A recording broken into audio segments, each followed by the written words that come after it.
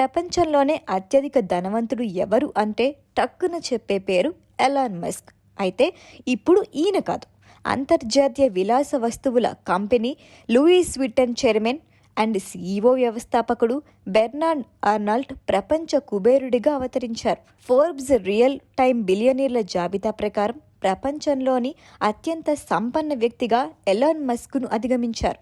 తద్వారా Arnold number 1 స్థానాన్ని మరోసారి దక్కించుకున్నారు. బెర్నార్డ్ ఆర్నాల్డ్ నికర విలువ తాజాగా $207.8 బిలియన్ పెరిగింది. దీంతో $23.6 బిలియన్ పెరుగుదలతో మస్క్ 2004.5 బిలియన్ అధిగమించింది. 16 లక్షల కోట్ల సంపదతో టెస్లా అధినేత మస్క్ 2వ స్థానంలో నిలిచారు.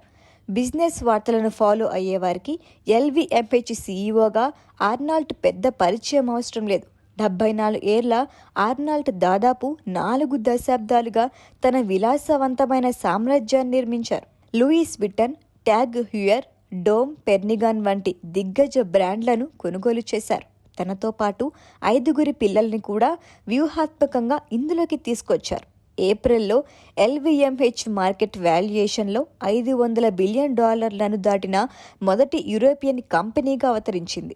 ఆర్థిక సంక్షోభంలో ఉన్న కాలంలో కూడా లగ్జరీ వస్తువుల కొనుగోలు చేయటం ద్వారా రికార్డులకెక్కింది. డిసెంబర్ 2022లో కూడా ఆర్నాల్డ్ మొదటి స్థానంలో నిలిచారు. టెక్ పరిశ్రమ కష్టాలు, ద్రవ్యోల్బణాన్ని ఎదుర్కొంటున్న లగ్జరీ బ్రాండ్ల స్థితిస్థాపకతతో విభేదించాయి. 2021లో దాదాపు $16 బిలియన్ టిఫానీ అండ్ కో ఎల్వీహెచ్ఎం కొనుగోలు చేయడంతో అతిపెద్ద లగ్జరీ బ్రాండ్గా నిలిచింది. ఇదిలా ఉంటే Tesla electric car company stock 13% క్షీణించడంతో మస్క్ నికర విలువ $18 బిలియన్ తగ్గింది. అదే సమయంలో ఎల్వీఎంహెచ్ షేర్లు 13% పైగా పెరగటంతో బెర్నార్డ్ ఆర్నాల్డ్ ప్రపంచ కుబేర్ల జాబితాలో టాప్ ప్లేస్కు చేరుకున్నారు.